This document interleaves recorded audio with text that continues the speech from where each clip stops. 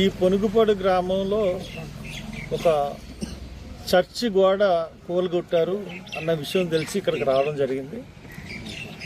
ఇక్కడికి వచ్చి చూశాను. ఈ పొనుగుపాడు తాడికొండ నియోజకవర్గంలో ఉంది. పార్లమెంట్ వచ్చి గుంటూరు నియోజకవర్గం, గుంటూరు. ఇక్కడికి వచ్చి అంటే ఫిరంగపురం మండలంలోకి వస్తుంది పొనుగుపాడు. గుంటూరుకి యువతల సైడ్ ఉంది.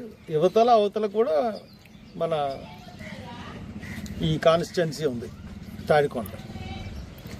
కాకపోతే ఈ పొనుగుపాడులో ఇక్కడికి వచ్చి చూసిన తర్వాత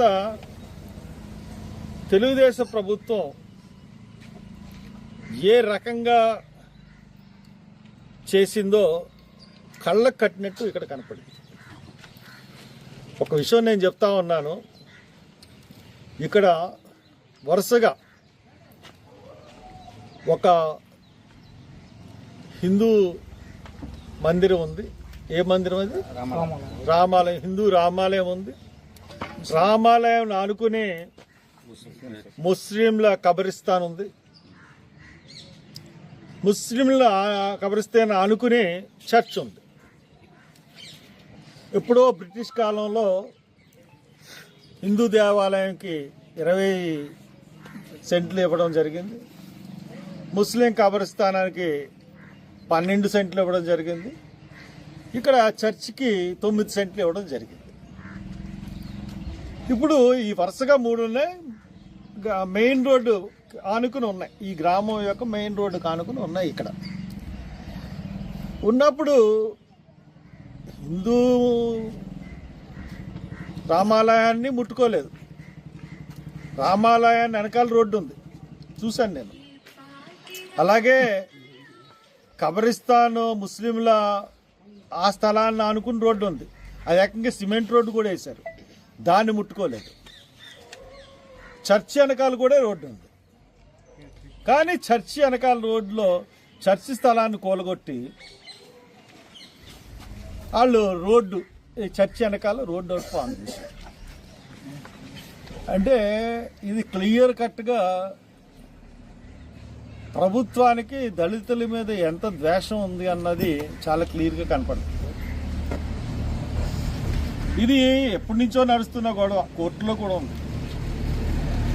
గవర్నమెంట్ వచ్చిన తర్వాత, వైసీపీ గవర్నమెంట్ వెళ్ళిపోయి తెలుగుదేశం గవర్నమెంట్ వచ్చిన తర్వాత గవర్నమెంట్ రాగానే కేసులు అన్నీ విత్డ్రా చేసుకుని రాజకీయ బలంతో ఈ రోజున పోలీసులని అడ్డు పెట్టుకుని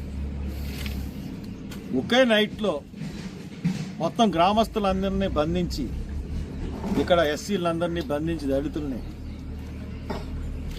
ఆ రోడ్డు గోడ కూలగొట్టడం, రోడ్డు నిర్మించేయడం అంతా జరిగిపోయింది.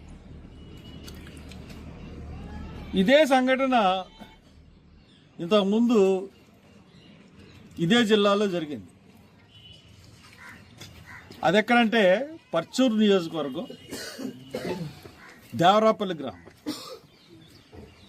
అప్పుడు కూడా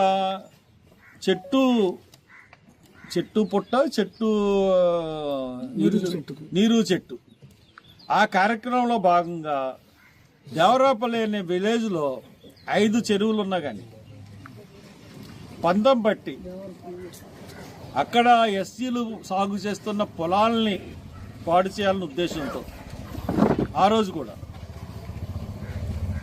గ్రామస్తులందరినీ బంధించి వ్యాన్లెక్కి తీసుకెళ్ళిపోయి ఆ రోజు కూడా ఒక చెరువుని ఒక రాత్రి ఒక జేసీబీలు, ఒక 50 జేసీబీలు, 100 జేసీబీలు ట్రాక్టర్లు పెట్టి తవ్వించేసి బట్టి అక్కడ కూడా ఎస్సీల జీవనోపాధిని పాడు చేసింది ఈ ప్రభుత్వం. ఈ రెండు ఇన్సిడెంట్లు కూడా తెలుగుదేశం ప్రభుత్వంలోనే జరిగింది. మరి ఎందుకు మీకు ఎస్సీలు ఓట్లు వేస్తారు చంద్రబాబు నాయుడు గారు? అన్నిటికన్నా దారుణం ఏంటంటే ఎస్సీల మీద వైసీపీ గవర్నమెంట్లో చేమ చిట్టుకుమంటే అసలు రోజంతా అదే న్యూస్ చూపించినటువంటి టీవీలు, TV5, ABN, ఈ 2 ఛానల్స్ కూడా నోరు మెదపట్లేదు, ఒక ఎస్సీ ఇష్యూని దాటలేదు.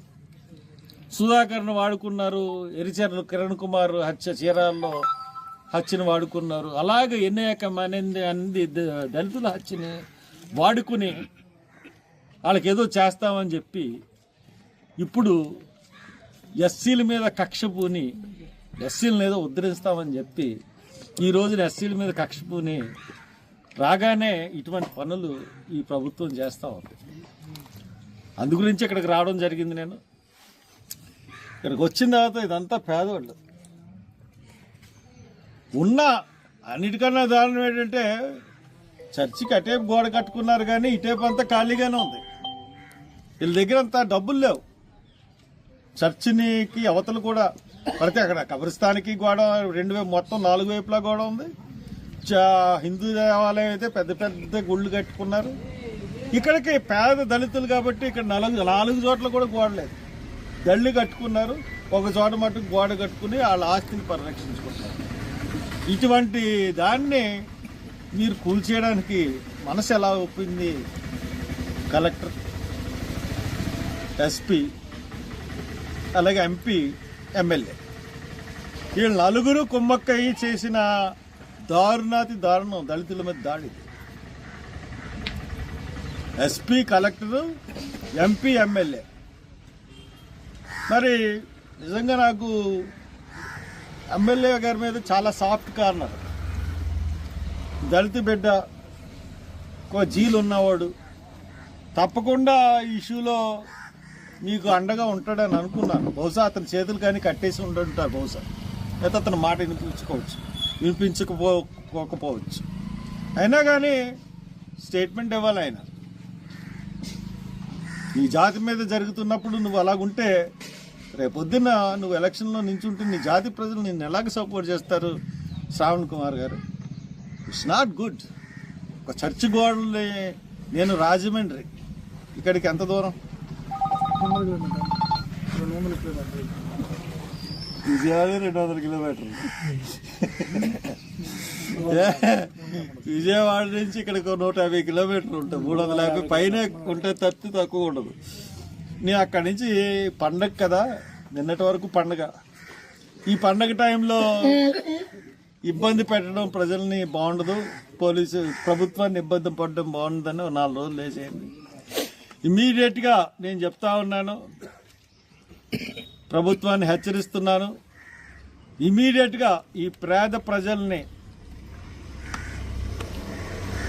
యొక్క కట్టి ఉన్నటువంటి దేవాలయం యొక్క గోడని తిరిగి నిర్మించి వాళ్ళకి అంతకుముందు ప్రభుత్వం ఇచ్చిన స్థలాన్ని తిరిగి స్వాధీనపరచాల్సిందిగా ప్రభుత్వాన్ని కోరుతా ఉన్నాను.